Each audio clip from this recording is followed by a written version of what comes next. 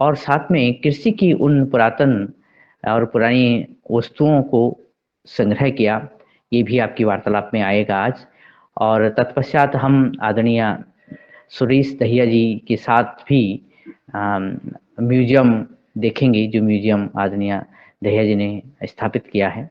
तो ये वार्तालाप आप सभी के मध्य होने वाली है। आदरणीय बाबूलाल जी दहिया, आपका बहुत-बहुत स्वागत है।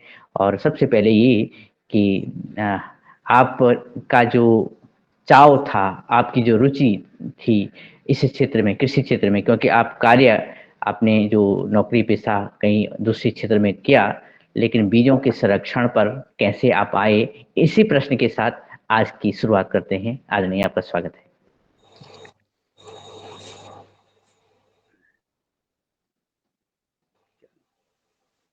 देखिए, जितने भी अनाज की किस्में, जितने भी पशुधन हैं, वो किसी वैज्ञानिकों ने नहीं निकाला। उसको जंगल से हमारे कृषक पूर्वज निकाल कर लाए, उनके गुण धर्मों का अध्ययन किया और अपने उपयोग में लाए।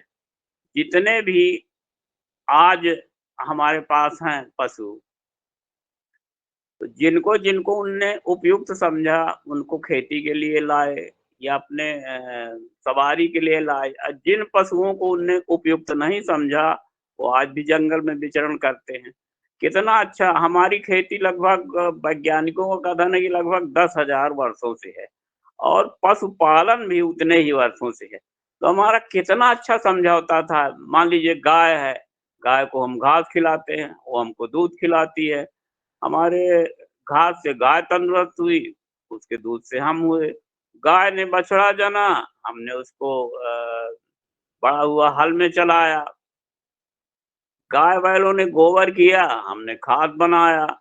गाड़ी में हम किसानों ने खाद को भरा, खेत तक बैल ले गए, खेत में डाला, जो उत्पादन हुआ तो चुनी चोकर भूसा चारा बैल-गाय का, अनाज हमारा। अगर गाय बैल बूढ़े हो जाएं तो जीवन पर्यंत उसी तरह हमसे सेवा लेने के अधिकारी हैं जैसे हमारे माता पिता। ये हमारा एक मूक समझौता था। लेकिन अब ये जो नई खेती आई, इसी तरह हजारों प्रकार के हमारे पास बीज हैं थे। अकेले धान के कहते हैं 70 के दशक तक, जब तक हरित क्रांति नहीं आई थी, तो 1,10,000 धान की किस्में थी अकेले चावल की। लेकिन कितना बड़ा दुर्भाग्य है कि आज पूरे देश में 10,000 भी नहीं, कहा 1,10,000 थी, अब 10,000 भी नहीं है। और वो जो हैं तो किनके पास? कुछ किसानों के पास, कुछ हम लोग जो उनका खास तरह का संरक्षण करते हैं। जैसे हमने 200 प्रकार की धानों का संरक्षण किया है, मोटे अनाजों किया, 20-25 प्रकार के गेहूँ, इसी तरह से बची है। तो सिर्फ उनका अकेले जाना भर नहीं है, उनके साथ उनके सारे गुणधर्म जो उनने हजारों वर्षों से अपने गुण सूत्र में संजोया था, वो भी सब चला गया। एक धान अगर जाती है, एक किस्म जाती है, तो उसके सारे गुणधर्म चले जाते हैं। इसी तरह जानवरों का भी है। तो इसलिए इनका बचाना ज़रूरी है। हमने बाद में तो ये महसूस किया, पहले तो हमारा एक तरह का शौक था। जैसे हम तो मूल रूप से लोक साहित्य में काम करते थे। यहाँ के मुहावरे, लोकोक्तियाँ, कहावतें, लोकगीत, लोक कथाएँ, इनके संकलन का काम करते थे। तो हमने महसूस किया संकलन करते-करते कि अधिकांश हमारी कहावतें जो हैं, लोक कथाएँ हैं, वो परंपरागत अनाजों पर है। परंतु हमने देखा कि 70 के दशक में जब हरित क्रांति आई, तो 2-4 किस्में आ गई और पूरी की पूरी समाप्त हो गई। तो इस तरह से हमने उनका बचाना शुरू किया। तो आज हमारे पास 200 प्रकार की धान है। जितना इस क्षेत्र में हमने मध्य प्रदेश के 40 जिलों में बीज बचाओ यात्रा किया था। तो जितना हमको मिल सका बीज, परंपरागत किस्मों का, सभी अनाजों का, उसको हमने संकलित किया। लेकिन अब ये भी महसूस करते हैं, अब ये किस तरह से थे, ये जो जितने हमारे अनाज हैं, तो हज़ारों साल से यहाँ की पारिस्थितिकी में रचे बसे हैं। तो इनमें बहुत सारे गुण हैं। ये कम वर्षा में पक जाते हैं, ओस में पक जाते हैं। इस तरह से ढाल रखा है यहाँ के पारिस्थितिकी में कि आगे के पीछे के बोए साथ-साथ पक जाते हैं। लेकिन जो ये बौनी किस्में आई हैं, उनमें ये सारे गुण नहीं है। हमारा जो परंपरागत अनाज है, जैसे हमारी धान है, गेहूँ है, तो ये स्वाभाविक जैविक है, क्योंकि इनका तना बड़ा होता है। कुछ पानी ये अपने ज़रूरत के लिए अपने तने के अंदर संचित कर लेती हैं, 4-5 फुट का तना होता है। तो सूखा सहने की अधिक उनमें क्षमता है, यहाँ के पारिस्थितिकी में रची-बसी हैं। लेकिन ये स्वाभाविक जैविक भी हैं, इसलिए जैविक हैं कि इसमें कोई रासायनिक खाद अगर डाल देगा तो गिर जाएगा, तो वो डालेगा नहीं। तो वो जैसे रसायन खाद भी एक तरह का रसायन है, तो वो रसायन रहित भी है सब। तो रासायनिक खाद बर्दाश्त नहीं करेगा। उनमें नींदानाशक डालने की ज़रूरत नहीं है, जो रसायन दूसरा रसायन है, इसलिए नहीं है कि उनका तना बड़ा होता है। तो वो नींदा को जैसे ही हमने मान लीजिए धान का रोपा लगाया या गेहूँ का बोया, तो उनका तना बड़ा होता है तो बढ़ जाते हैं, तो सूर्य की रोशनी रोक देते हैं, हवा रोक देते हैं, तो जितने खरपतवार जमते हैं, वो पतले पड़ के हो गए कमज़ोर पड़ जाते हैं, उनके ऊपर असर नहीं पड़ता, तो स्वाभाविक जैविक है।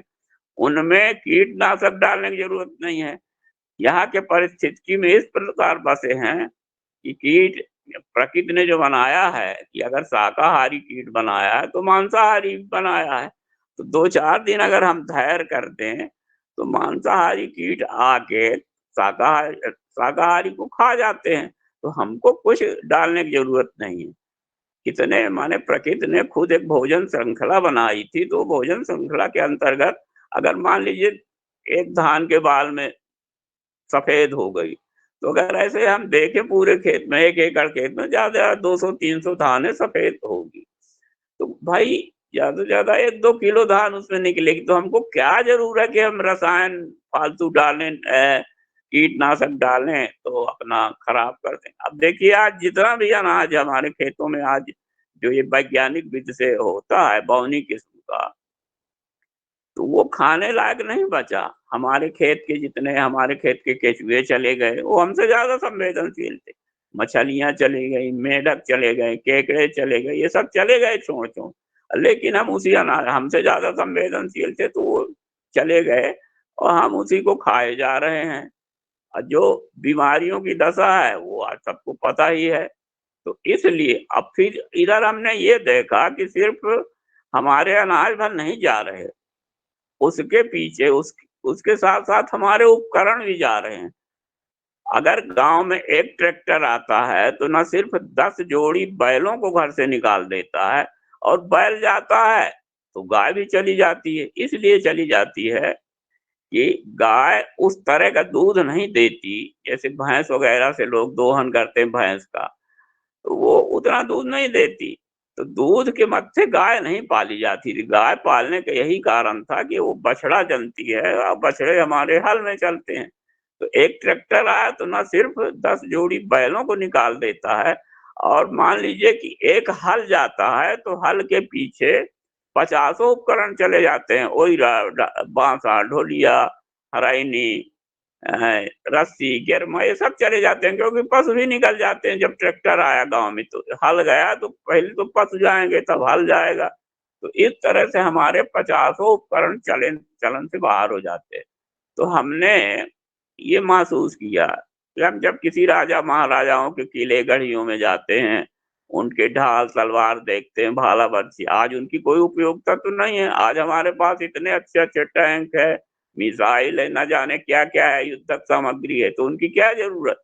लेकिन वो इसलिए सुरक्षित रखे हैं कि वो उनके बहादुरी का बताते हैं, इस एक तरह का बखान करते हैं कि हमारे पूर्वज इतने बहादुर थे कि इतना वज़नी भाला चलाते थे, ऐसी तलवार चलाते थे।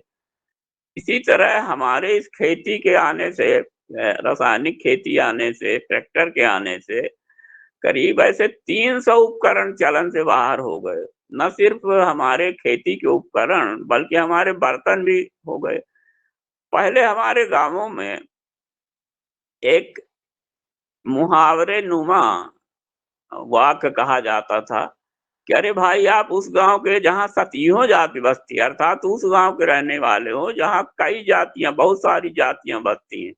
तो जिन जाति गाँव में 7 ये उद्यमी जातियाँ बसती थी, लोहार, बढ़ई, तेली, कुम्हार, चर्मकार और बसोर, बुनकर, ये 7 ऐसी जातियाँ थी जो हमारे खेती के उपकरण बनाते थे और किसान बदले में उनको अनाज देता था। देखिए हमारे गाँव को अंग्रेजी में विलेज कहा जाता है, लेकिन उनके अंग्रेजों के विलेज से हमारे गाँव को कोई दूर का रिश्ता नहीं। विलेज उनका होता था कि राजा के विला के आस-पास बसने वाली जो उनके नौकरों, परिंदों की बस्तियाँ, वो विलेज वो कहलाता था विलेज। लेकिन जो हमारा गाँव है, हमारे यहाँ कोई नौकर करिंदा नहीं है, हमारा तो बरबरी गनाता है। ये लोहार हमको अगर 60-70 प्रकार के उपकरण देता तो हम उसको अनाज देते हैं। बढ़ई हमको इतने उपकरण देता, सामान देता तो हम उसको अनाज देते हैं, हमारा वस्तु विनिमय है सीधे-सीधे। कुम्हार अगर 30-35 प्रकार के बर्तन देता तो हमसे अनाज लेता है। यही हालत बसोर की है, बुनकरों की है, तो हमारा विलेज से अंग्रेजों की कोई नाता नहीं। हमारा एक स्वतंत्र एक गाँव का एक स्वराज था, जहाँ वस्तु विनिमय था। तो आज वो वस्तु विनिमय पूरी तरह से समाप्त हो गया। तो हमने सोचा कि हमको भी अब ऐसे एक म्यूज़ियम बनाने की ज़रूरत है, जहाँ हमारे सारे ये खेती के उपकरण रखे रहें, क्योंकि अब नई पीढ़ी न जानेगी कि ये इनकी क्या उपयोगिता थी, कोल्हू की क्या उपयोगिता थी और हल की क्या थी, जुएँ की क्या थी, डेंगर की क्या थी, हल-हलैनी, हरे जितने भी उपकरण हैं, उनको वो लोग न जान पाएँगे नई पीढ़ी। इसलिए बताना ज़रूरी है, ये हमारे लोक विद्याधर लोगों की बनाई सामग्री हैं। अब देखिए पूरी विकास की धुरी ही इन 7 उद्यमी जातियों के हाथ में रहती थी। मान लीजिए जैसे कुम्हार ने अगर 30-35 प्रकार के बर्तन बनाए, तो किसी इंस्टीट्यूट में सीखने नहीं गया। उसने खुद पहले चाक की परिकल्पना की, फिर उसमें वो कील में घूमेगा, तो कील में घूमे तो उसका बैलेंस बराबर रहे, इसलिए मिट्टी थोप-थोप के उसको वो बैलेंस उसका बना देता था।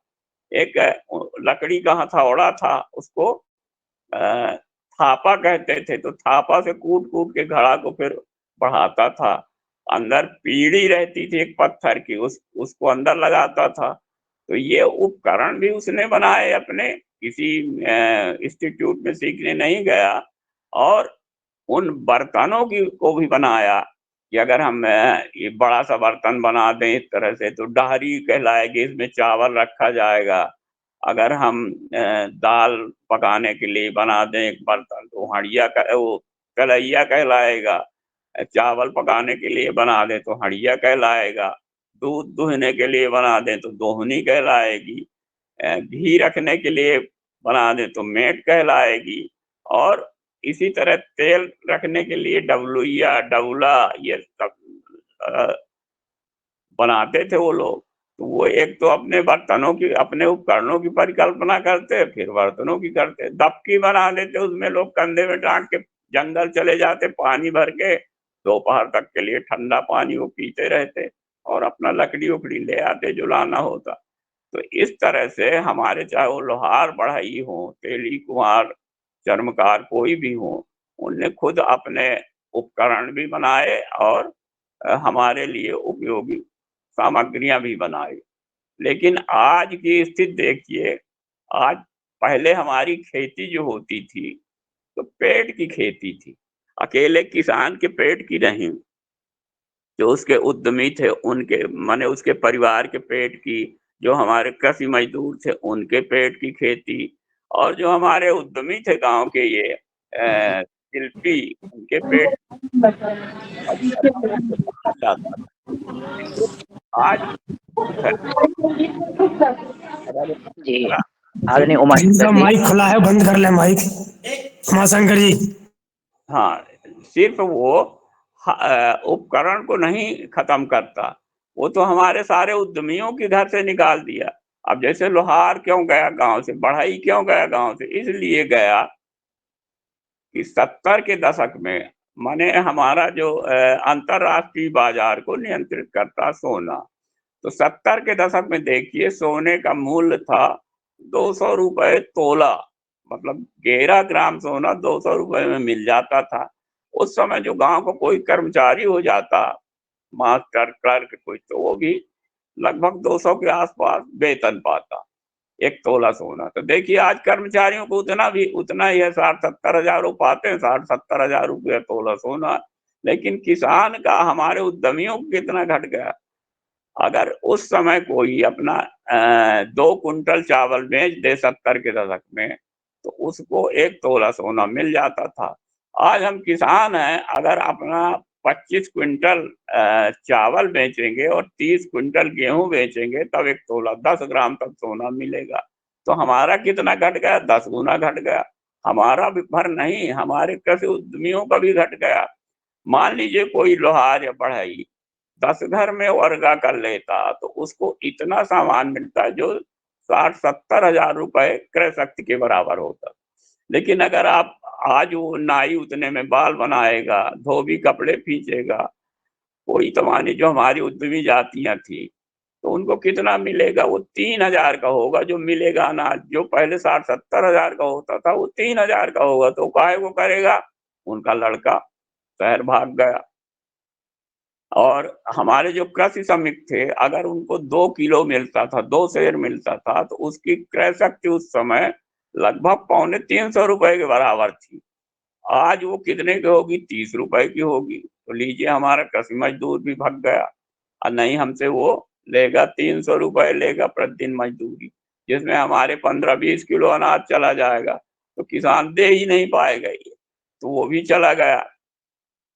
किसान बालक भी घर छोड़ के चला गया, इसलिए चला गया, सपोज करिए किसी के 2 बेटे हैं, दोनों पोस्ट ग्रेजुएट हैं, दोनों को उसने पढ़ाया। अब मान लीजिए सपोज करिए एक उसका अगर तृतीय श्रेणी का कर्मचारी हो गया, तो वो 60-70, 50-60 हज़ार उठाने लगा। दूसरे भाई को नहीं नौकरी मिली, अगर वो खेती करता है और 100 कुंटल उत्पादन लेना चाहता, तो सरकारी आंकड़ा कृषि विभाग का कि 1 क्विंटल उत्पादन में 1000 रुपए खर्च आता है। तो पहले बेचारा वो 1 लाख रुपए बाज़ार में ढीलेगा और मिलेगा कितना? 6 महीने में जब उत्पादन होगा, तो 1.5 लाख का पाएगा, 100 कुंटल 1.5 लाख का बिकेगा। तो 1 लाख अपना लागत, 50,000 माने फ़ायदा भी नहीं, उसमें 10,000 तो ब्याज भी निकल जाएगा, 40,000 पाएगा 6 महीने में। तो एक तरफ उसका भाई हर महीने 40-50 हज़ार उठा रहा है, दूसरा भाई 6 महीने में पाएगा, तो काहे को करेगा खेती? तो वो भी गाँव छोड़ के चला गया, क्योंकि उसके भी परिवार है, उसकी भी प्रतिष्ठा रक्षक अनिवार्यता है। उसका बेटा भी चाहता है कि मैं बाइक चलाऊँ, मोबाइल चलाऊँ, तो क्या खेती से हो पाएगा? तो वो भी चला गया। इस तरह से गाँव में अब कोई नहीं बचे। ये प 50-60 70 वाले लोग हैं, फ़ोन करेंगे, ट्रैक्टर बुला लेंगे, बुआई करवा देंगे, जुताई करवा देंगे, सब मोबाइल से काम हो जाता है। और अनाज किस तरह का है, आप खुद ही जानते हैं किस तरह का अनाज खाते हैं। तो इस तरह से ये हमारे सारे उद्यमी चले गए, क्योंकि पहले की जो हमारी खेती थी, वो पेट की खेती होती थी समूचे परिवार के और गाँव के लोगों के पेट की, अब वो सेठ की खेती है। अब वो शहर से संचालित होती है। वो कौन से सेठ हैं? पहला सेठ है बीज वाला सेठ, मोनोसेंट्रो कंपनी बैठी है, उसका एजेंट हमारे सतना में है हम तो वो ले गया नंबर 1 सेठ। दूसरा सेठ हमने बुवाई करना हमको, तो हम खाद भी खरीदेंगे, तो रासायनिक खाद वाला ले गया। तीसरा हम ट्रैक्टर लेंगे, या हमारे पास ट्रैक्टर है तो तेल भरवाएँगे, तो तीसरा सेठ ले गया। चौथा सेठ हम सिंचाई करेंगे तो वो लेगा। 5वाँ सेठ कीटनाशक, 6वाँ सेठ नींदानाशक, 7वाँ सेठ हार्वेस्टिंग वाला जो कटाई करेगा, और 8वाँ सेट जब हम मंडी ले जाएँगे अनाज, तो ट्रैक्टर ट्राली में ला देंगे। तो इस तरह से ये 8 सेट पूरा का पूरा किसान का धन ले जाते हैं, शहर चला जाता है और गाँव में कुछ नहीं बचता। गाँव के किसान को कितना मिलता है, जैसे डेयरी की भैंस 10 लीटर दूध देती है, लेकिन उसके बच्चे को बेचारे को कितना मिलता है? आधा या 1 लीटर।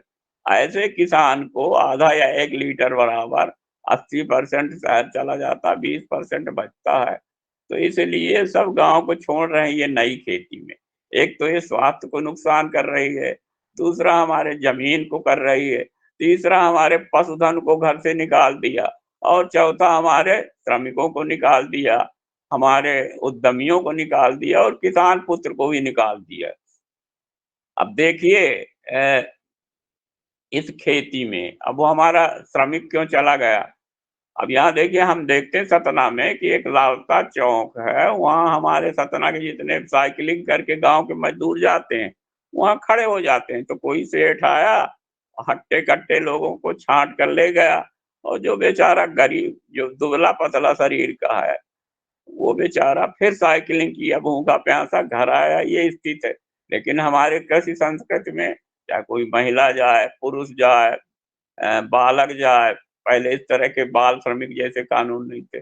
जो भी जाए उसको बराबर मज़दूरी, और हम किसी को अपने खेत से हटाते नहीं थे, चाहे वो कमज़ोर हो, कुछ भी हो, कम काम करे, लेकिन वो हमारी गरिमा के खिलाफ है कि हम उसको अपने खेत से चले चले जाने दें। तो हमारी ऐसी खेती थी जिसमें पूरा गाँव पलता था, और आज ऐसी खेती आ गई कि हमारा स्वास्थ्य भी खराब कर रही है, हमारे खेत भी खराब कर रही है, और न जाने ये क्या-क्या हो रहा है।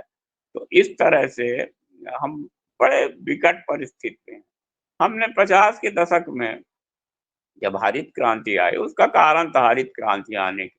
उस समय ज़रूरी था। क्या देखा कि जब हमारा देश स्वतंत्र हुआ, हमारी स्वास्थ्य सेवाएँ बढ़ गईं। प्रकृति तो पूरा एक संतुलन बनाई थी कि हम देखते थे, हम तो एक नागौद स्टेट के थे। तो यहाँ 10-10 साल में जब गणना होती थी, तो कभी 1 आध हज़ार नागौद स्टेट की जनसंख्या बढ़ जाती, कभी घट जाती, क्योंकि उसमें प्रकृति का एक नियंत्रण था। हैजा, चेचक, प्लेग इतनी बीमारियाँ आती कि लोग बाग मर जाते, वो ज्यों का त्यों रहते। लेकिन जब हमारा देश आज़ाद हुआ, तो स्वास्थ्य सेवाएँ बढ़ी, तो लोगों का मतलब मृत्यु कम हो गई। तो हमारा खेती का जो उत्पादन था, वो कमज़ोर पड़ गया, हमारा संतुलन बिगड़ गया। तो उस समय नारा लगता था कि रोटी, कपड़ा और मकान माँग रहा है हिंदुस्तान, रोटी, कपड़ा दे न सके जो वह सरकार निकम्मी है। तो उस समय की तत्कालीन सरकार ने उसको चुनौती के रूप में लिया और हरित क्रांति आई। हरित क्रांति 3 चीज़ों पर टिकी थी। पहला था उन्नत किस्म का बीज, दूसरा था रासायनिक खाद, तीसरा था सिंचाई, और चौथा कुछ नहीं था। 3 चीज़ों में, लेकिन जो वो बौनी किस्म का अनाज आया था, तो वो उसमें जब रासायनिक खाद पड़ती थी, तो उसका पौधा हरा हो जाता था। तो जितना दुनिया भर का कीट है, हरियाली सबके आँख को अच्छी लगती, तो दुनिया भर का कीट हमारे खेतों में आ जाता। तो हमारे जो मित्र कीट थे, हालाँकि प्रकृति की तरफ से ना कोई मित्र है, ना शत्रु, प्रकृति का दिया हुआ सब काम कर रहे हैं। तो अगर शाकाहारी कीट थे तो मांसाहारी, तो उनको निपटा देते थे, वो बराबर कर देते थे। लेकिन जब हरित क्रांति आई तो वो नहीं उनको नियंत्रित कर पाए। तब तक बहुराष्ट्रीय कंपनियाँ कीटनाशक लेके बाज़ार में आ गईं। कहीं किसान भाई तुम क्यों परेशान हो? लो हमारा ये डालो, तुम्हारे सब कीट मर जाएँगे। उसने सचमुच ही डाला, मर गए, तो लीजिए वो यजमान बन गया उन कंपनियों को। पहले रासायनिक खाद थी, दूसरी हो गई कीटनाशक। अब क्या था कि वो जो बौनी किस्म का अनाज था, जो बाहरी आया था, तो उसका तना छोटा होता था, तो जो हमारी ये घास है खेत में, तो 3 स्टेज में जमती, तो उसको वो दबा लेती। तो किसान परेशान था कि हम तो निराई करते-करते परेशान हैं, इस बौनी किस्म के अनाज में उत्पादन तो देता ठीक है। तो लेकिन अब तक बहुराष्ट्रीय कंपनियाँ अ, नींदानाशक लेके भी आ गईं। कहा किसान भाई क्यों परेशान हो? लो इसको डालो, तुम्हारा नींदा सब खत्म हो गया। सचमुच खत्म हो गया। तो ये 3 रसायन हमारे उसमें हो गए। तो इस तरह से ये आते गए और मिलते गए। तो हमने लड़कपन में पढ़ा था कि खेती मतलब विज्ञान जो है तो वरदान भी है, अभिशाप भी है। एक सीमा तक वो वरदान रहता है, जब सीमा लाँघ जाता है तो वही अभिशाप बन जाता है। तो हमने देखा कि सचमुच वो 90 के दशक तक वरदान जैसा था। इसलिए वरदान जैसा था कि हैजा, चेचक, प्लेग वगैरह ये खत्म हो गए, मलेरिया भी नियंत्रित हो गया, तमाम रोग, और हमारा इतना उत्पादन बढ़ा कि कहाँ 60 के दशक में हमारे खाने के लिए नहीं था, हम 2 गाँव के किसान हैं, लेकिन जब सूखा पड़ जाए तो क्या करेंगे? तो हमने खुद अमेरिका से आने वाली ज्वार को खाया, वो लाल रंग की ज्वार थी। तो उत्पादन बढ़ा, तो 90 के दशक तक वो वरदान रहा, जब हमारा भरपेट भोजन भी हमारे था। हम अगर बोरों को गोदाम से निकाल के रखते जाते एक के ऊपर दूसरा, तो हमारी बोरों की श्रृंखला चंद्रमा तक पहुँच जाती, उस रोग बीमारी भी खत्म। लेकिन हमको ऐसा लगता है कि 90 के दशक के बाद में अब हम अभिशाप भोग रहे हैं, वरदान समाप्त हो गया हमारा विज्ञान का, अब अभिशाप भोग रहे हैं। तो इस तरह से आज इतनी बीमारियाँ बढ़ी हैं। हमारे यहाँ हमने जो म्यूज़ियम बनाया, लगभग 300 प्रकार के उपकरण रखे हैं, बर्तन रखे हैं, तो देखने के लिए तमाम लोग आते हैं। बाहर के लोग, विदेशी भी आते हैं, देश के भी आते हैं। तो हम हर 3 व्यक्ति में जब हम उनको चाय पिलाते हैं, तो कोई न कोई ये कहता है कि दाई ये हमारे लिए शक्कर वाली चाय ना लाइएगा। तो हम ये अंदाज़ लगाते हैं कि हर तीसरा व्यक्ति किन्हीं किन्हीं बीमारियों से ग्रस्त है। जबकि पहले हमारे भोजन में 10-12 अनाजों की बाहुल्यता थी, तो वो बीमार नहीं होते थे, और वो सब जैविक अनाज थे, स्वाभाविक जैविक थे। ये तो जैविक और रासायनिक का तो अभी से 50 साल के इधर से आया ना। पहले तो हम लोग कभी ये कल्पना भी नहीं करते थे कि ये अजैविक भी है कुछ। तो हमको पता चल जाता कि हर तीसरा आदमी व्यापक में बीमार है, क्योंकि उसका भोजन अब 3 अनाजों में सिमट गया है। गेहूँ, चावल, दाल, बस। पहले हमारे भोजन में 10-12 प्रकार के अनाजों की बाहुल्यता होती थी। क्या था कि पहले हम वह अनाज बोते थे अपने खेतों में, जो खेत माँगता था। आज वह अनाज बो रहे हैं, जो बाज़ार माँग रहा है। अब बाज़ार ने अगर सोयाबीन की माँग कर दी, तो हमने जिन खेतों में धान बोते हैं, उन बाँधों को फोड़ कर भी सोयाबीन बो दिया। तो ये हम बड़ी विषम परिस्थिति में गुज़र रहे हैं। इसलिए हमको अब नए ढंग से, अब देखिए एक हमारे यहाँ मुहावरा है, सिंहावलोकन। सिंहावलोकन कहते हैं, बाघ जब जब जंगल में अकेले विचरण करता है, तो घूम-घूम कर पीछे देखता जाता कि कहीं कोई मुझे खतरा तो नहीं है। इसी तरह से हमको ये महसूस हो रहा है कि हमको अब सिंहावलोकन करने की ज़रूरत है। जितनी रास्ता हम तय कर आए, उसको मुड़ के देखने की ज़रूरत है, और उसकी समीक्षा करने की ज़रूरत है कि क्या हम सही रास्ते में जा रहे हैं कि गलत रास्ते में जा रहे हैं। मनुष्य के तरक्की का यही कारण है कि जो उसने अनुभव किया, अनुसंधान किया, नई पीढ़ी को बताया। नई पीढ़ी ने उसकी समीक्षा थी। जो परिस्थिति जन्य कारणों के कारण छोड़ने लायक हुआ, उसका छोड़ा, और जो आगे बढ़ाने लायक हुआ, उसको बढ़ाता गया, तरक्की होती गई।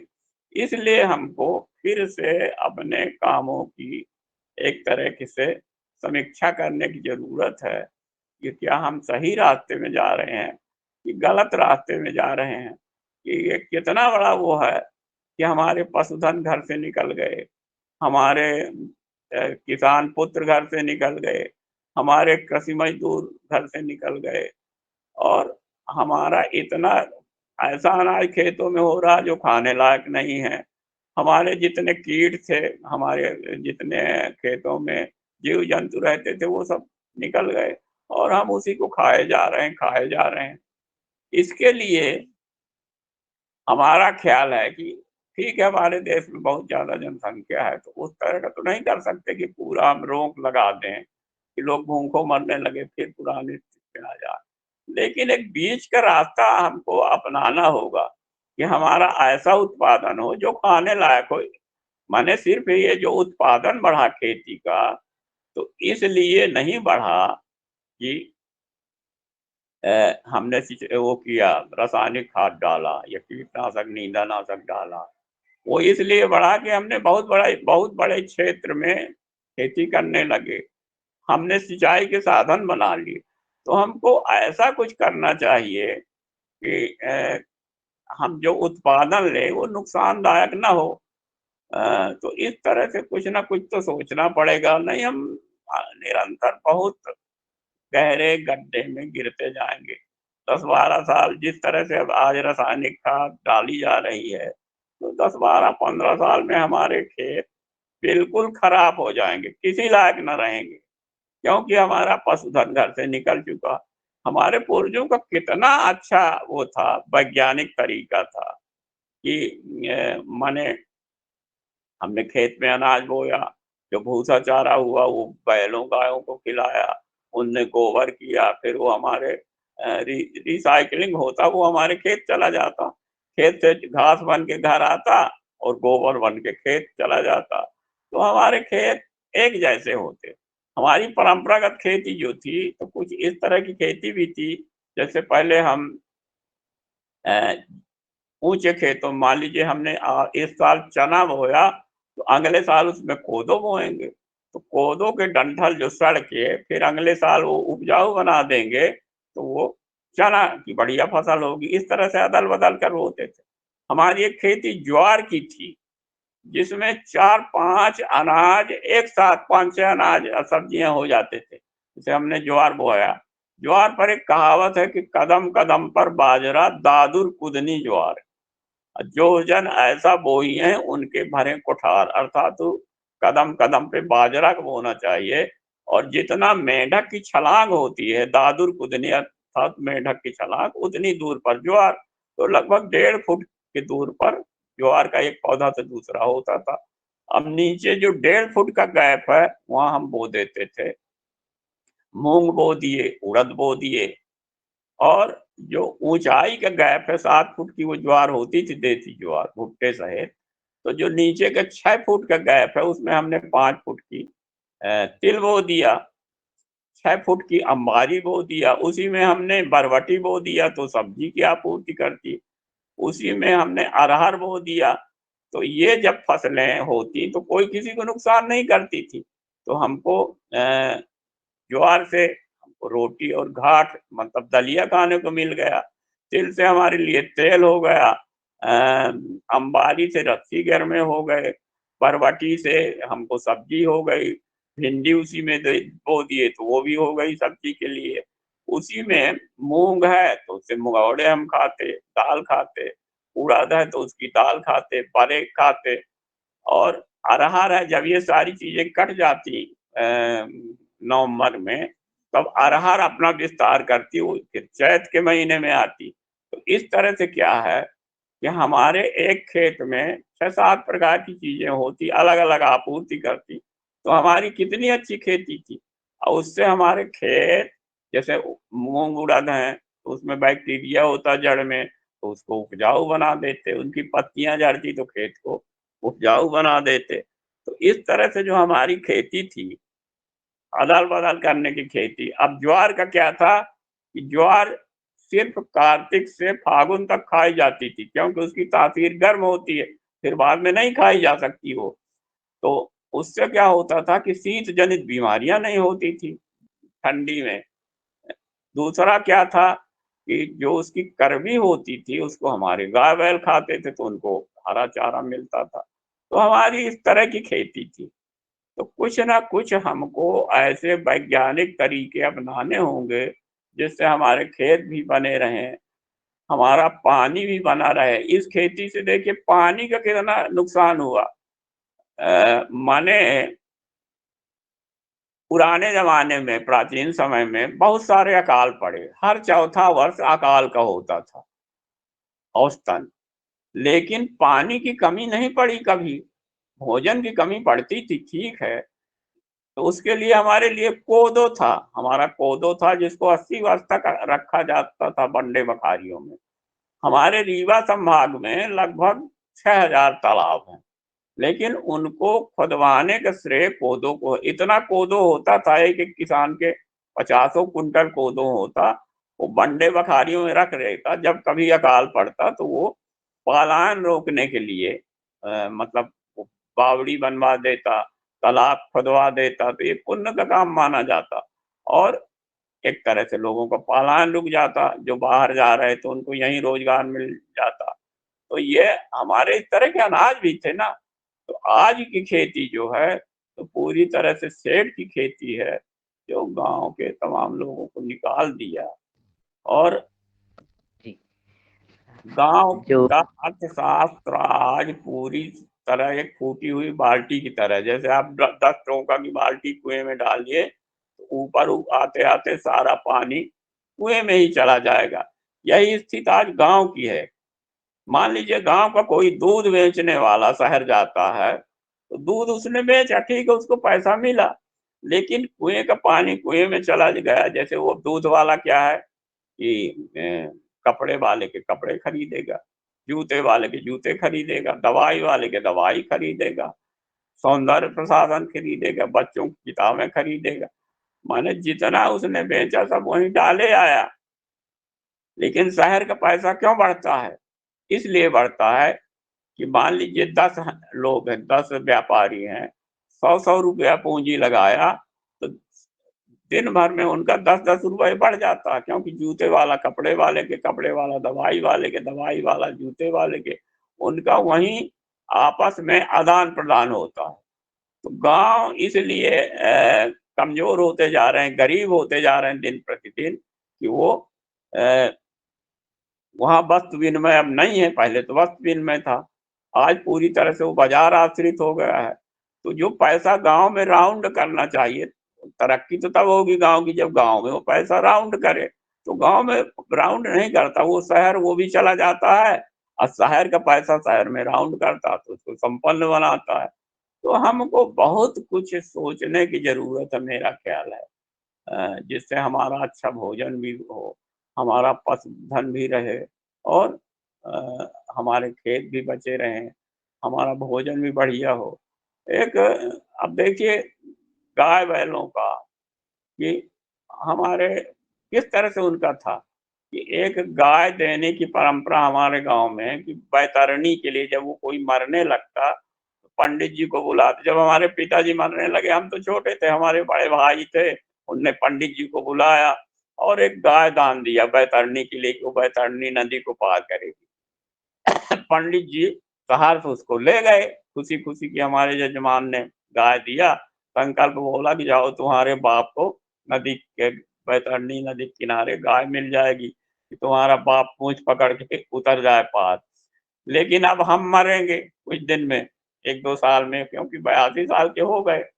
तो जब हमारे बेटे या पोते बैतरणी के लिए गाय दान देंगे, तो हमारे पंडित जी के तीसरी पीढ़ी के की जो संतान है, वो कहेगी कि यजमान, ये गाय तो तू, हमारे बेटे या पोते कहेंगे कि गाय को तो तू अपने घर में रख। हमको तो 4 पैर हैं, तो एक चारों पैर के 400 रुपए दे दे, 100 रुपए मुँह का दे दे, 500 रुपए दे दे। हम संकल्प बोले देते हैं तेरे बाप को बैतरणी के किनारे गाय खड़ी मिल जाएगी। तो आज ये ज़माना आ गया है, कि वो रुपया सब पार करता है, अब गाय पार नहीं करेगी बैतरणी, 500 रुपए पार करेगा। तो कैसा ज़माना आ गया देखते-देखते, इस पर भी विचार करने की ज़रूरत है। अब अगर आप कोई प्रश्न करें तो मैं उत्तर दे सकता हूँ जी, कि मेरी 82 वर्ष जी की निश्चित। अभी तक ये नहीं। आप आपने बहुत ही सूक्ष्म रूप से बातों को ऑब्जर्व किया है और अपने कार्यों को उसमें स्थान दिया है। उसमें प्रेरणा ये दी है कि किस तरह से हम खेती की पारिस्थितिकी को समझें और उसका जो अगर कहें कि एक-एक ताना और उसका बाना किस तरह से जुड़ा हुआ है और कृषि यंत्रों से लेकर के, खेती किसानी से लेकर के, हमारे गौपालन से लेकर के और हमारे गौपालन और हमारे पूरे जीवन की बैतरणी हमारे इस पारिस्थितिकी पे अटकी हुई है और अब हम कहाँ पे अटके हुए हैं, ये भी आपने दर्शाया है। इस बीच जबकि आप सैकड़ों प्रजातियों के बीज, खासकर धान के बीजों का संरक्षण कर रहे हैं, तो उत्सुकता ये है कि इन बीजों का संरक्षण आप कैसे कर रहे हैं और क्या इनसे कुछ आमदनी का भी ज़रिया बनता है? और तत्पश्चात फिर हम आपका म्यूज़ियम भी देखना चाहेंगे। तो सबसे पहले कि जो ये बीज संरक्षण की बात है, उसमें क्या बीजों का आदान-प्रदान भी हो रहा है या बीजों को कोई लोग चाहें तो अ, वो प्राप्त कर सकते हैं? इस पर हाँ, भी हाँ, आप कृपया। तो है कि 200 प्रकार के धान हर साल उगाते हैं। ये तो हमारा पहले तो एक शौक जैसा था उगाना। जैसे मान लीजिए कोई डाक टिकट एकत्र करता, कोई सिक्के, तो हम जब गाँवों में काम करते थे, यहाँ के मुहावरे, लोकोक्तियाँ, लोकगीत, लोक कथाओं पर, तो हम बाद में देखे कि अधिकांश कहावतें इन्हीं पर हैं। तो हमने बाद में सोचा कि इनको भी बचाना ज़रूरी, क्योंकि जैसे हमारी कहावत है कि धान बोवे करगी, सुअर खाए न समधी, अर्थात करगी धान बोइए न तो सुअर खाएगा न समधी। तो हमने ये महसूस किया कि करगी का भी होना ज़रूरी है। अब उसमें क्या है कि सुअर इसलिए नहीं खाता, उसके बाल में सेंकुर होते हैं, काँटे होते हैं, उसके मुँह में गड़ते हैं। और समधी को इसलिए नहीं खिलाते कि लाल चावल, उसको तो विष्णु भोग खिलाएँगे। या धान बोवे सिकिया, महतारी पावे न बिटिया। अब इसमें एक अंतर कथा है कि माँ बेटी थी घर में, बेटी का बाप था। वर पक्ष के लोग कन्या को देखने आए तो उसने सिकिया धान का बढ़िया चावल बनाया। रिश्तेदारों को इतना भागा कि पूरा का पूरा खा लिए, तो वो उनको बचा ही नहीं। माँ बेटी को इसलिए कहावत बन गई कि महतारी पावे न बिटिया।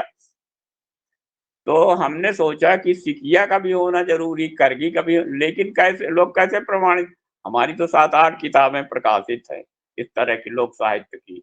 तो हमने महसूस किया कि लोग ठीक है, किताब तो पढ़ेंगे, लेकिन कैसे महसूस करें कि करगी धान ये है, सिकिया ये है, या माने ये अमुक गेहूँ है, जैसे कठिया गेहूँ पर एक लोक कथा है। तो इसलिए इनका भी होना ज़रूरी है, तो हम उनको बचाने लगे।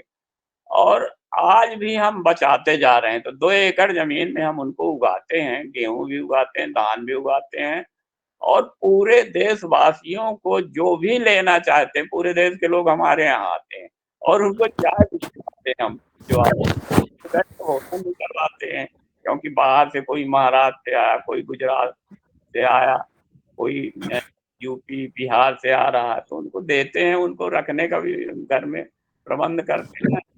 तो इस तरह से हम फ्री में देते हैं, थोड़ा-थोड़ा बीज दे दिए लोगों से, कोई पैसा नहीं लेते कि लीजिए आप और इसको उगाइए। अब तो हमारा म्यूज़ियम देखने भी आने लगे हैं, विदेशी भी आने लगे हैं जो हमने म्यूज़ियम बनाया। तो इस तरह से कोई भी देश के कोई भी लोग हों, अगर अनाज लेना चाहें, अनाज के कोई भी बीज, 200 प्रकार की धान है, उसमें पतली है, मोटी है, सुगंधित हैं, हर तरह की हैं। तो जो कोई किसी भी धान को लेना चाहता जो हमारे यहाँ उपलब्ध है, हम उसको शहर से देते हैं, लेकिन उन्हीं को देते हैं क्योंकि हम गाँव में रहते हैं, कुरियर सेवा नहीं है यहाँ, डाक सेवा नहीं पाल सकती। तो जो हमारे यहाँ आते हैं, उनको जो भी वो चाहते हैं, चाहे वो गेहूँ हो, चाहे 20 प्रकार के गेहूँ हैं, धान है, मोटे अनाज है, सबका बीज हम देते हैं, लेकिन थोड़ा-थोड़ा देते हैं कि लीजिए आप बढ़ा लीजिए। और हर साल उगाते हैं। हमने एक बीज बैंक भी बना रखा है, जिसमें 300 प्रकार के बीज रखे हैं, कुछ सब्जियों के भी हैं, वो भी हैं, अनाज है, मोटे अनाज हैं। तो इस तरह से जो भी आते हैं हम देते हैं और हमको बड़ा अच्छा लगता है लोग आते हैं तो। और जब तक जीवित हैं, देते रहेंगे, हमारे पास कोई संसाधन नहीं है। अब हमारे बेटे-पोते उसको किस तरह से चलाएँगे, अभावग्रस्त ज़िंदगी के साथ हम नहीं जानते, लेकिन हम जब तक जीवित हैं, चलाते रहेंगे। जी सर। और इसी मध्य कि हाँ, हमारे सुरेश भाई जी म्यूज़ियम को दिखाएँ, उससे पहले मैं आदरणीय पवन कुमार सर से ये निवेदन करता हूँ। वो पतंजलि ऑर्गेनिक रिसर्च इंस्टीट्यूट से हैं आदरणीय पवन कुमार सर, और पिछली वार्ताओं में भी शामिल हुए हैं आदरणीय दहिया जी के साथ, कि वो पुनः आएँ और आज इस वार्तालाप में शामिल हों। तत्पश्चात हम दूसरे पड़ाव की तरफ जाएँ और वहाँ पे हम देखें कि म्यूज़ियम में क्या-क्या है। जी, धन्यवाद दिनेश जी। आज के मुख्य वक्ता बाबूलाल दहिया जी, पद्मश्री को सादर नमन, उनको सादर प्रणाम। उनके द्वारा किए गए प्रयास और उनके द्वारा आज बताई गई जो भी आज बातें हो हैं, मुझे लगता है कि हमारे योगाहार कार्यक्रम के माध्यम से भी हम बैतरणी नदी को पार करने के, अपने समस्याओं को पार करने के, वर्तमान जीवन की जो समस्याएं हैं उसकी बैतरणी को पार करने के लिए इस योगाहार कार्यक्रम का बड़ा अच्छा योगदान रहा है। मेरा अभी कुछ दिन पहले कुछ कृषकों से बातचीत कर रहा था और उन्होंने भी, जो हालांकि हमारे साथ नियमित रूप से नहीं जुड़े, उन्होंने भी इस विषय पर बातचीत की। लेकिन आज जो बाबूलाल दहिया जी ने बात की है, जो पारिस्थितिकी की बात की है, जो अंतर संबंध की बात कही है, इंटरकनेक्टेडनेस की बात कही है, वो निश्चित ही हमें उस तरफ जाने का प्रयास करना है, क्योंकि ये सब जो प्रयास हैं, ये सब जो हमारी पूर्व व्यवस्थाएं थी, जो अभी वर्तमान में छिन्न भिन्न हो गई हैं, और छिन्न भिन्न होकर के अब वो उसका एक आसान सा तरीका तो नजर नहीं आ रहा है बहुत सारे तरीके से, लेकिन जैविक प्राकृतिक खेती और अपने पुरानी जड़ों को वापस खोज करके ही शायद उसमें से हमें समाधान मिलेगा। जैसा कि बहुत सारे हमारे वक्ताओं ने और आज भी आप दहिया जी ने भी उस विषय पर बातचीत की। मुझे आशा है कि हम जब बीजों के बारे में हम संरक्षण की बात करते हैं, तो हमारा प्रारंभिक जो कार्य है वो ये है कि इन बीजों को हम बचाने का और उनको विस्तारीकृत करने का प्रयास करें, और इस विषय पर जितने भी बीज उत्पादक, जैविक बीज उत्पादक या परंपरागत बीज उत्पादक हैं देश के, उनके साथ कहीं ना कहीं समन्वय करने की बात जरूरत है, क्योंकि ये जो बीज बचाने का कार्य है ये एक आम किसान या आम आदमी के बस की बात नहीं है। इसमें जितनी मेहनत लगती है, जितना कार्य करना पड़ता है, ये तो अपने आप में एक जुनूनी कार्य है।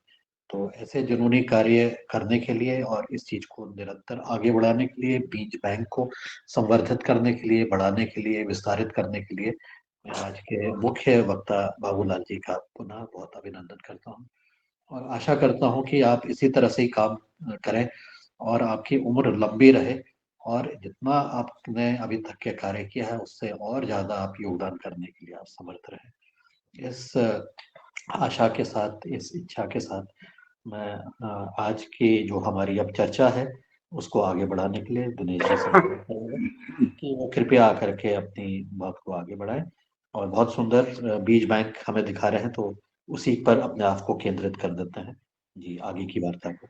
जी जी जी। और जी धन्यवाद आदरणीय। और अगले पड़ाव में हम आदरणीय बाबूलाल जी दहिया जी के बीज बैंक में प्रवेश कर गए हैं, और साथ में उनके पुत्र श्री सुरेश दहिया जी बीज बैंक दिखा रहे हैं, म्यूजियम दिखा रहे हैं। तो उनसे भी आदरणीय जी आपसे निवेदन है कि आप ये भी दिखाएं कि इस म्यूजियम में आप हमें क्या क्या दिखा रहे हैं, क्योंकि बहुत सारी ये दरअसल चीज। हाँ, क्या है ये हमने जो माने सबके ऊपर लाइन में बांस के बर्तन जो होते थे, कितने प्रकार के बांस के बर्तन बनते थे वो दिखा रहे हैं।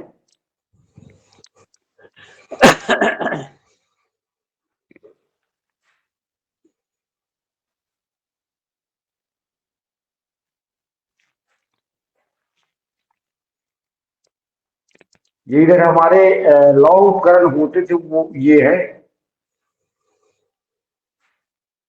लोहे के बर्तन और उपकरण या अन्य जो सामग्री होती थी।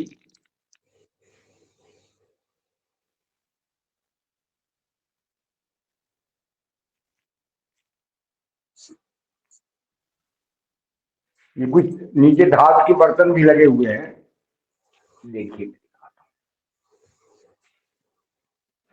ये अपने जो धातु के बर्तन में उपयोग, गांव में घरों में उपयोग होते थे भोजन पकाने के लिए, वो ये है।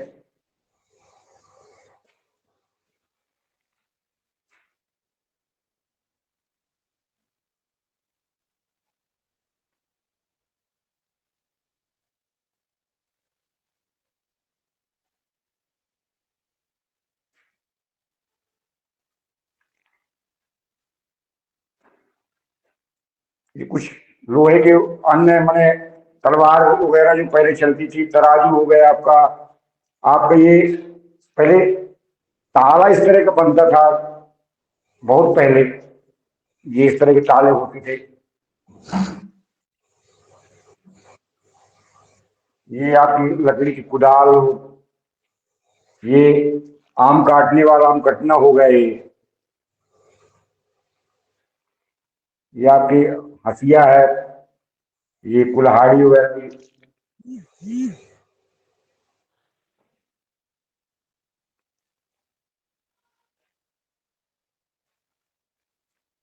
ये कारपेंटर के यहाँ जो उपयोग होता था, ये चौधरी समाज के लोग माने ये जानवरों का चमड़ा छीलने के लिए उपयोग करते थे। फरहा है, ये अपना ये कैंची है भेड़ के बाल काटने वाली, ये अन्य उपकरण हो गए। ये तोते का पिंजरा हो गया। ये अपना नीचे ये मिट्टी का सुराही जो माने दफ्ती कहते थे, ये पहले जंगल लोग पानी लेके इसमें जंगल जाते थे। ये अन्य मिट्टी के बर्तन है। ये डेहरी है, ये अनाज रखने के काम आती थी। ये डाइया बड़ा बोलते घड़ा, हैं, डाइया बोलते हैं। हाँ अपने यहाँ डेहरी बोलते हैं, डेहरी। अपने इधर दिल्ली क्षेत्र में, एमपी में, ये अन्य मिट्टी के बर्तन हैं।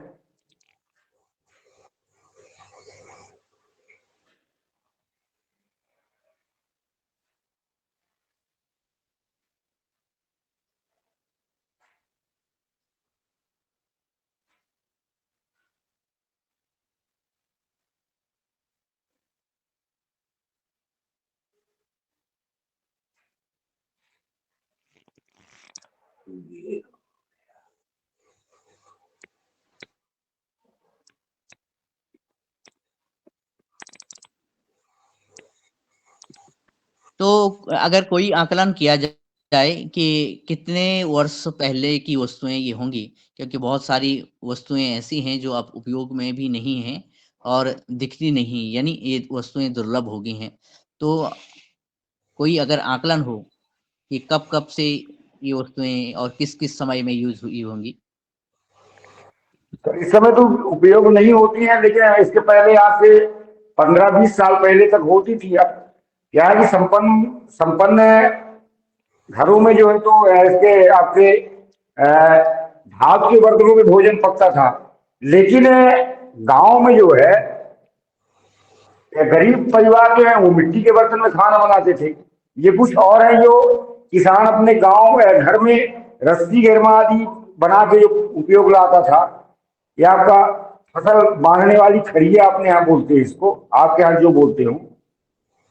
ये और है मुस्का है जानवरों का, गड़ाइन हो गई, इस तरह के हैं। आप ये पहले कच्चे घरों में ये सिकहर लटकाया जाता था, मटकी में माने दूध है घी आदि रखा जाता था। बिल्ली वगैरह चूहे वगैरह न पहुंच पाए, इसलिए इसको लकड़ी के जो बीच वाली वो होती थी खपरेल में, उसमें बांधा जाता था, इसको झुलाया जाता था। आप इधर ये कुछ चमड़े के माने यंत्र हैं जो ये आपका जूता हो गया चमड़े का ही, ये आपके लकड़ी के उपकरण है। बहुत सारे तो अभी भी दिखते हैं, लेकिन कुछ अब नहीं दिखती। जैसे आप हल वगैरह कम ही चलते हैं, तो हल वाली सामग्री आपको देखने को नहीं मिलेगी। ये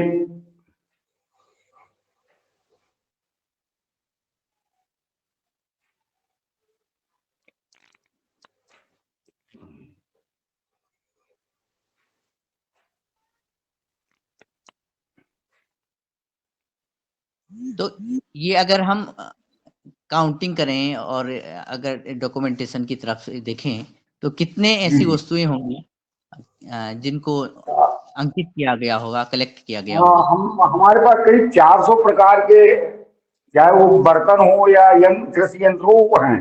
जैसे आप ये देखिए ये जो बना हुआ रखा है, मतलब कई लकड़ियां लगी हुई हैं।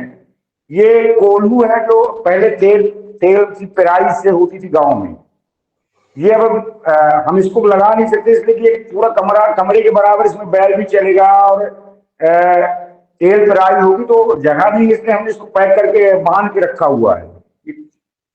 वो अब इसका उपयोग ही नहीं कोई करता, क्योंकि अब मिलें आ गई हैं, मिलों में तेल की पिराई होती है। लेकिन पहले गांव गांव होती थी, कोल्हू से तेल की पिराई हुआ करती थी। ये देखिए नीचे ये मिट्टी है, उसके पत्थर के जो माने सामग्री थी वो होती थी, ये चकिया जतवा ये तमाम। हाथ की चक्की है जिससे आटा बनाते थे। हाँ जी जी। दाल तोड़ने वाली होगी, दो दाल बने हिस्से हो जाए उसके लिए भी होती थी छोटी चकिया। ये ये कुल मिला के ये है सर।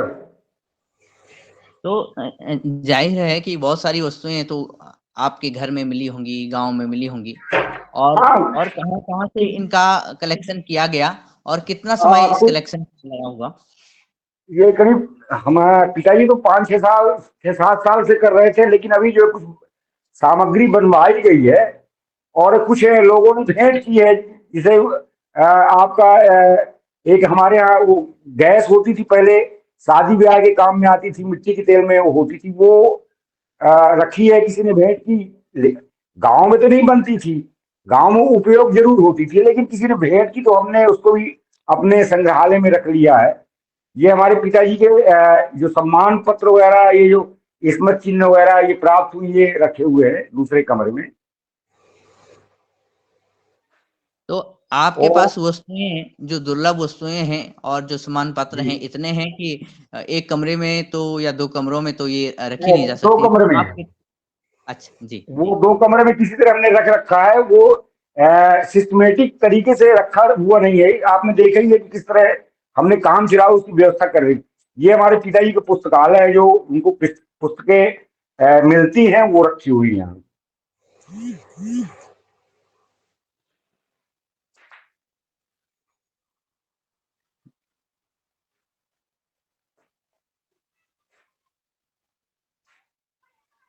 जी तो जो बीज बैंक है वो यहीं पे है या दूसरी जगह पे कहीं पे है? सर अभी तो फिलहाल वो बीज बैंक यहाँ से 1 किलोमीटर दूर है। एक बार मैंने दिखा भी था आपको, हाँ जी, लेकिन अभी उसके साथ कुछ जी जो धान धान के जो हमारी रखी हुई है, जो अभी डिब्बों में पैक नहीं ये रखी हुई है, इसको डिब्बों में पैक करना है। ये अलग अलग तरह की धान ये रखी हुई है। कुछ बालियां और दाने भी हैं, ये इस तरह कुछ डिब्बों में पैक पैक करवा के बीज बैंक चली गई हैं। कुछ ये अभी इनको पैक करना है डिब्बों में।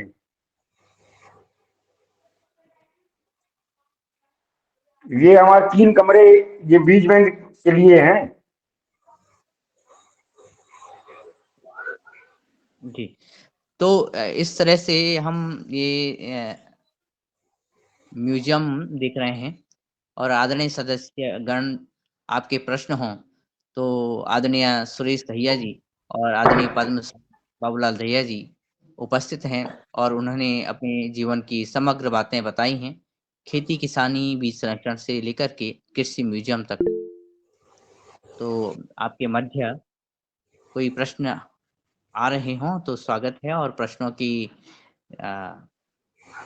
जब बात करें तो आदरणीय गणेश गौड़ जी आपका स्वागत है, आप बात रखिएगा। जी, सदन को प्रणाम। और मैं ऐसे महापुरुष जो कि हमें 82 साल का अनुभव इस छोटे से समय में दे गए और दे रहे हैं, तो मैं उनके चरणों में नमन करता हूं। और मैं उनसे जानना चाहता हूं कि बीज को संरक्षित करने की जो पद्धति है वो क्या है, और कैसे हम प्राकृतिक तरीके से बीजों को संरक्षित करते हैं, उसके बारे में जानकारी चाहता हूँ। क्योंकि बीज को बचा के रखना भी एक बहुत बड़ी चुनौती है, तो मैं मानता हूँ कि उसमें जो उनका तरीका है वह प्राप्त हो, तो उससे हम भी ऐसा कुछ कर पाए। जी धन्यवाद। बोले जी, इसी क्रम में आदरणीय डॉक्टर किशोर दुबे सर। धन्यवाद दिनेश जी। आज के मुख्य अतिथि बाबूलाल जी ने बहुत अच्छी बात रखी। मुख्यतः जो उन्होंने इतिहास का ब्यौरा लिया कि पूर्व में क्या परिस्थिति थी, सोना कितने अनाज में मिलता था, गांव में किस प्रकार की स्थिति थी, वस्तु का आदान प्रदान होता था, और इस सबसे 90 के बाद में पलायन क्यों होने लगा और पलायन होकर आज गांव की स्थिति कैसे बन गई है, इसका विश्लेषण बहुत ही बढ़िया उन्होंने दिया, इसलिए उनका मैं धन्यवाद देता हूं। उसके बाद में उन्होंने दूसरा पहलू जो रखा कि भाई इस व्यवस्था को अगर फिर से लाना है तो गांव में पैसा आना चाहिए और गांव में वस्तु विनिमय, जो गांव में लेन देन होनी चाहिए। तो यह जो पहलू रखा यह भी बिल्कुल सही है। सिर्फ उसमें मैं चाचा जी से पूछना चाहता हूं कि आज की बाजार आधारित जो व्यवस्था है, हर चीज बाजार आधारित व्यवस्था है। जो किसान भाई है वो भी चाहता है कि उसका बेटा भी अच्छा पढ़े, अच्छा उसको ट्रेनिंग मिले, उसको सहूलतें मिले। तो किसान भाई जो है देहात में है वो उसके बाकी सभी चीजें, चाहे शिक्षा हो, आरोग्य हो, खान पान की व्यवस्था हो, मनोरंजन हो, ये सब बाजार आधारित व्यवस्था में है। तो बाजार आधारित व्यवस्था जब तक नहीं बदलेगी और वो बाजार आधारित व्यवस्था में चाहे सहयोग हो या फिर जो आदान प्रदान हो, सरकारी सहभाग हो, यह जब तक नहीं बदलेगा तब तक यह गांव में खुशहाली नहीं आ सकती, ऐसा मेरे मन में है। तो ये बाजार आधारित जो व्यवस्था है, इस व्यवस्था को कैसे नियंत्रण लाया जा सकता है और उसके क्या रास्ते हो सकते हैं, इस बारे में यदि आप प्रकाश डालें तो धन्यवाद होगा। जी धन्यवाद सर। और आदरणीय जी। देखिए, अगर हमको इसके लिए बाजार डेवलप करना पड़ता है। अरे हाँ, हम सुन पा रहे हैं सर, सुन पा रहे हैं, लेकिन आप म्यूट हो गए हैं।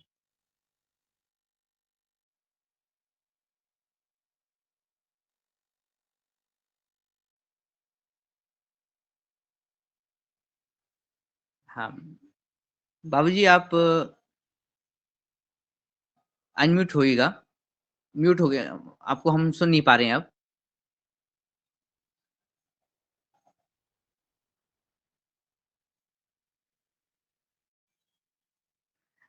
जी, आदरणीय भाई साहब सुरेश दहिया जी, बाबूजी का माइक ऑफ लगता है क्योंकि उनकी आवाज़ यहाँ पे पहुँच नहीं पा रही है।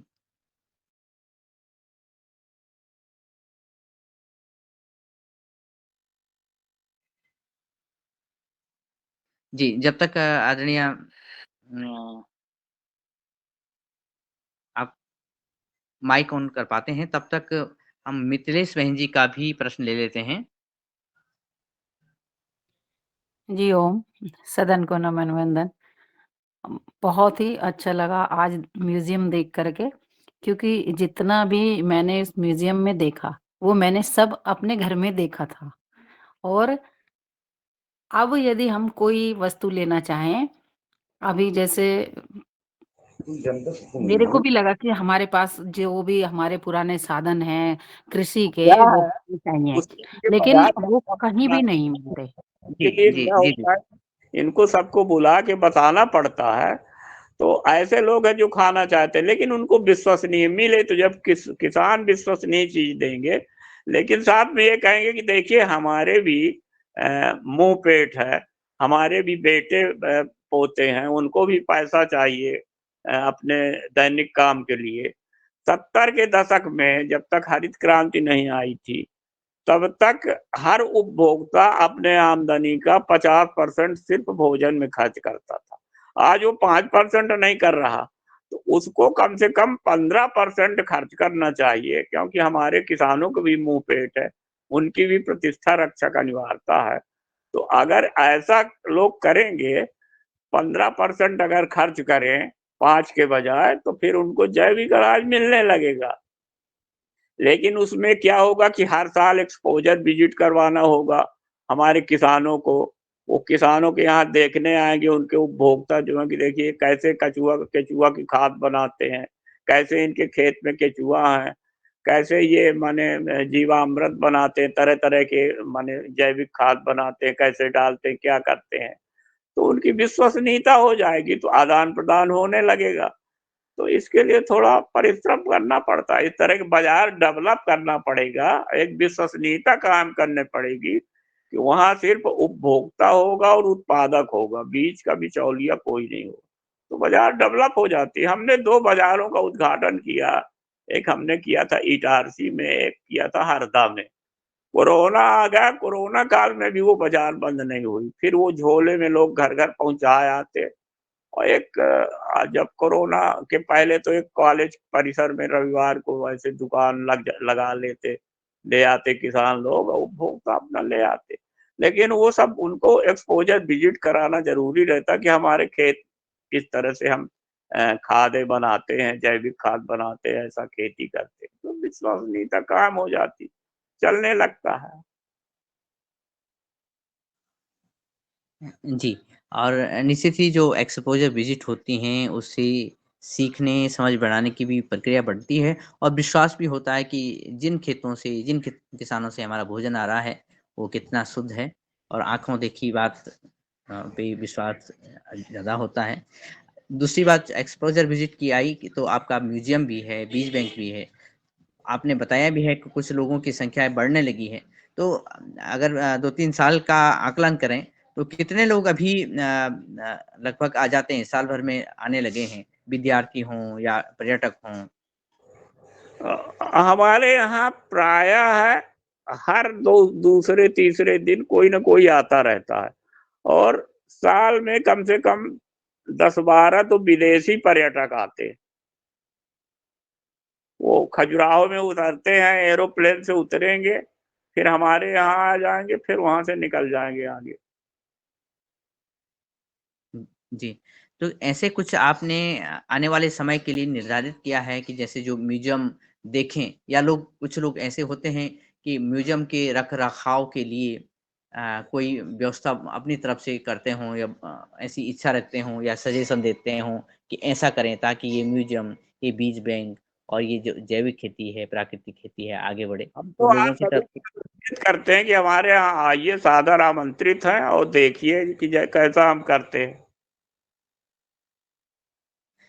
अब इसमें और उत्सुकता ये हो रही है कि जैसे लोग आपके यहाँ आ गए और क्या जैसे वहाँ पे रहने की व्यवस्था भी इस तरह से है कि जो अतिथि आएँ या पेइंग गेस्ट के रूप में आएँ, क्या इस तरह की भी कोई व्यवस्था बनी? देखिए, 1-2 लोग आते हैं, 2-4 लोग तो हम ठहरा सकते हैं।